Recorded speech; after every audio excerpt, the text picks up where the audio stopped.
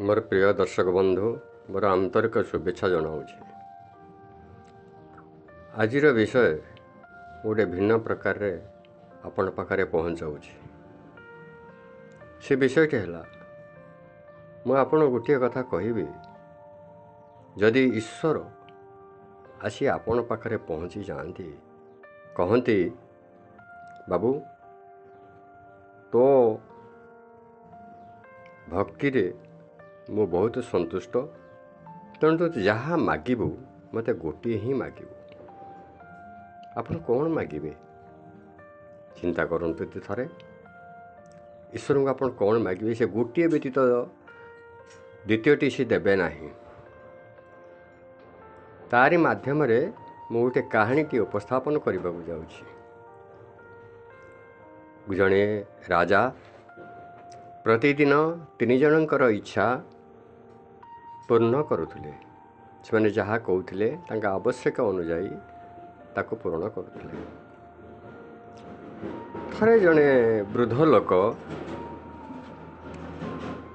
से भाविला राजा तो सबुदिने प्रत्येक तीन जन लोक तांकर इच्छा अनुजाई जहाँ मागुचंती दौचंती, हेले मु गले कौन मते देबे नहीं? थरे परीक्षा करी देखे तो थरे मु जाए। लोकटी वृद्ध लोकटी धीरे धीरे धीरे धीरे जाकि राजा पाखे पहुँचला। से तलू दुई जन आगुरी आसी बसी एक लगे तृतीय जन हो गले। से तीन जन व्यतीत राजा तीन जन व्यतीत चतुर्थ जनकर कार्य करती नहीं। से तीन जन जहाँ मागिबे ता ही देबे। राजा आसी पहुँचले। किसी समय पर राजा आसी पहुँचले। प्रथम जन को पचारे बापा तर कौन दरकार रे?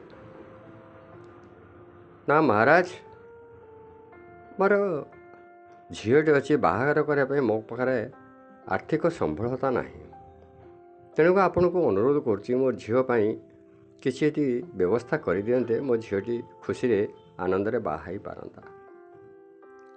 राजा तुरंत मंत्री को आदेश देले जे तार झीर बाहागर समस्त खर्च तुम्हें बहन करी ताकू विदा कर। प्रथम लोकटी गला। तापर द्वितीय लोकर पाली आसी पहुँचला। ताक पचारे बाबा तोर कौन आवश्यकता अच्छी कह? आज्ञा मोर कौन आवश्यकता यही जे मोर खंडे भूमि नहीं कि घर खंडे भी नहीं, रहा बासस्थान ना। तेणु मत जदि सेतिकी दियंते ताले मु आपन कतरे चिर उपकृत हुंती। राजा कहले ठीक अच्छे। मंत्री का आदेश देले जाओ एको यार बासस्थान खंडे जगह किणीदे या बासस्थान खंडे निर्माण कर दियो। से लोकटे भी चलीगला। तृतीय व्यक्ति जो लास्ट शेष रे जाइथिला वृद्ध व्यक्ति जन पचारा बाबा तोर कौन तुमर कौन बापा दरकार?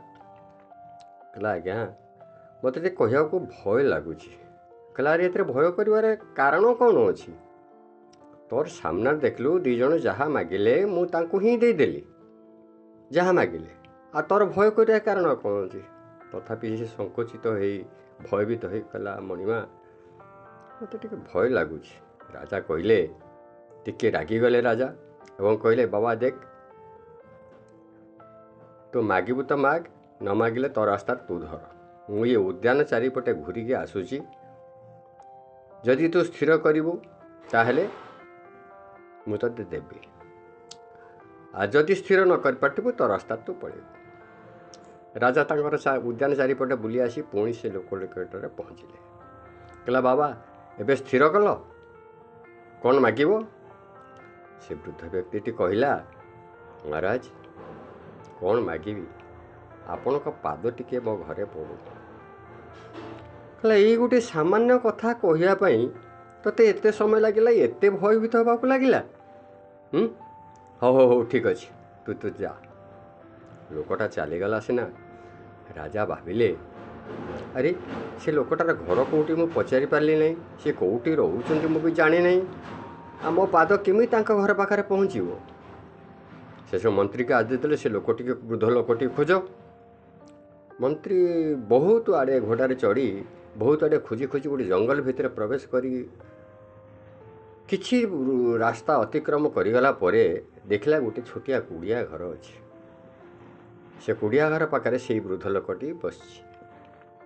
मंत्री तुरंत चिन्ह नेला और देखी नेला कहले यही लोकटा कहला से ताको पचारला तुम्हें राजा पाखु जाइथिलो ना आज कहला हाँ आज मु जाइथिली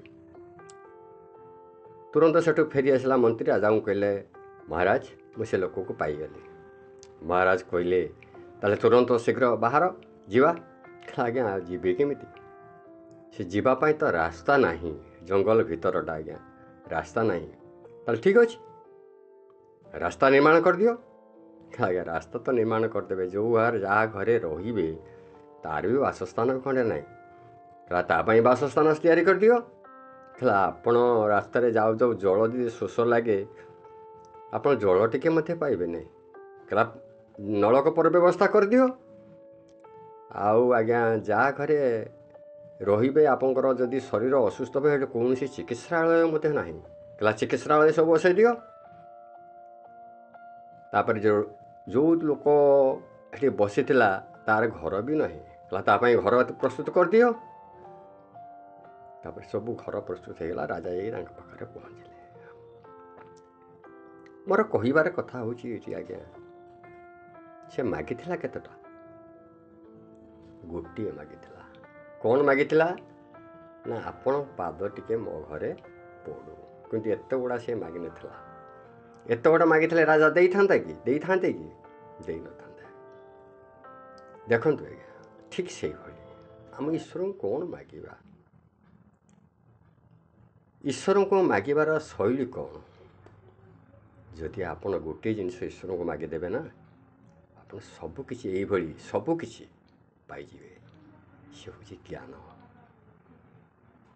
ये ज्ञान टी आप मागि दिंतु प्रभु को धी ओयन प्रचोदया धी शब्द हूँ प्रज्ञा ज्ञान बा बुद्धि यही जिनस प्रभु को जब मागिदेवे आपंकर किसी आवश्यकता रहा सबू तारी मध्यम आप दुनिया रे सबकि करें सबकि हासिल करें आपन टी कहानी केमिति लगिला आपन हृदय को स्पर्श कला कि नहीं मुझे जाने नहीं तथापि मुझे अनुरोध करी जे आपण ये भिडटी आरंभ शेष पर्यंत देखा भूलें ना तेणु आपण हाथ ही निष्पत्ति रखुची आज्ञा नमस्ते नमस्ते नमस्ते।